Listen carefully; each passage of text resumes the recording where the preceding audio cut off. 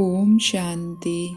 आज की मुरली से हम सब मान लेंगे, मैं समर्थी स्वरूप समर्थ आत्मा हूँ। आज बाबा ने हमें समर्थी स्वरूप समर्थ भव का वरदान दिया। तो एक बार बाप दादा को सामने देखें और उनका लाइट का हाथ मुझ आत्मा को वरदान दे रहा है। समर्थी स्वरूप समर्थ आत्मा भव।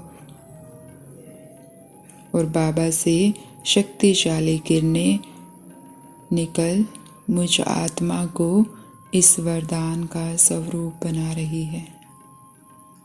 मैं स्मृति स्वरूप समर्थ आत्मा बन रही हूँ। दिन में जब भी समय मिले बाबा से ये वरदान लेंगे। बाबा ने वरदान का स्वरूप बनने की विधि भी बताई। बाबा ने कहा समर्थी क्या रखनी है और समर्थ कैसे बनेंगे। समर्थी रखनी है मंजिल की, कि हमारी मंजिल क्या है। तो पहले तो बाप दादा को अपनी मंजिल बताएं कि हमें बनना क्या है, पहुंचना कहाँ है। हमें लक्ष्मी नारायण समान बनना है, हमें संपूर्ण निर्विकारी बनना है। या आप कोई आज का स्पेशल टारगेट या महीने का टारगेट लेकर चलते हैं कि इस महीने मुझे नींद पर जीत पानी है, इस महीने मुझे ये करना है, तो वो टारगेट बाबा को बताएं कि मेरी मंजिल ये है। और समर्थ कैसे बनेंगे।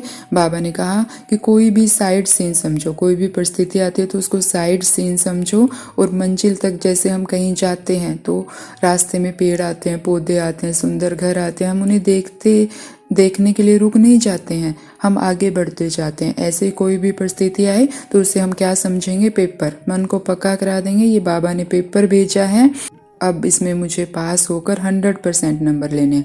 अगर मैंने 100% नंबर ले लिए तो मैं आगे आगे मंजिल की तरफ बढ़ रहा हूँ। तो कोई भी परिस्थिति आए तो उसके लिए किसी भी आत्मा को कसूरवार नहीं ठहराना। इसके कारण ये हुआ, इसके कारण ये हुआ। ये क्या है, पेपर है। क्या है, साइड सीन है। अगर हम क्या क्यों में फंस जाते हैं, इसने ये किया, उसने ये किया, मेरे साथ ऐसा क्यों हुआ, तो मतलब हम साइड सीन देखने के लिए रुक गए हैं और मंजिल तक पहुंचने का रास्ता और आगे बढ़ गया है। तो हमें साइड सीन में रुकना नहीं है, कोई भी क्या क्यों नहीं। इससे हमारे और आत्माओं के साथ अकाउंट नहीं जुड़ेंगे। दूसरा, हम व्यर्थ से मुक्त रहेंगे तो आत्मा की एनर्जी भी बची रहेगी। तीसरा, बाप की श्रीमत के पालना का बल भी मिलेगा। तो हमें क्या क्यों कुछ भी नहीं करना है। कोई भी परिस्थिति आए, कैसी भी आए, दिख रहा है कि सामने वाली आत्मा ने ऐसा किया है, लेकिन हमें उसको मानना ही नहीं है किसने ऐसा किया है।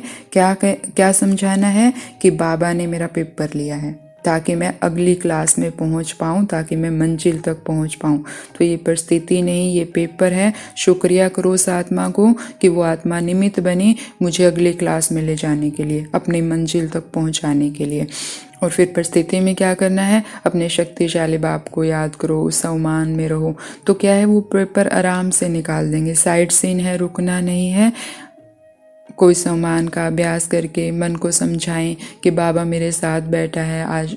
तो बाबा ने मुझे वरदान ही दिया है समर्थ आत्मा का। और वहाँ पर मन के जो नेगेटिव चलते हैं उसको पॉजिटिव में कन्वर्ट कर दें। मैं मास्टर सर्वशक्तिमान आत्मा हूँ, मेरा बाबा स्वयं भगवान है। और साइड सीन ऐसे पार हो जाएगा जैसे कुछ था ही नहीं।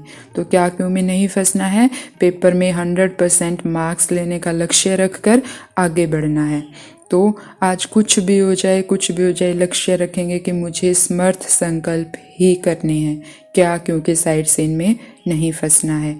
मैं समर्थी स्वरूप समर्थ आत्मा हूँ। ओम शांति।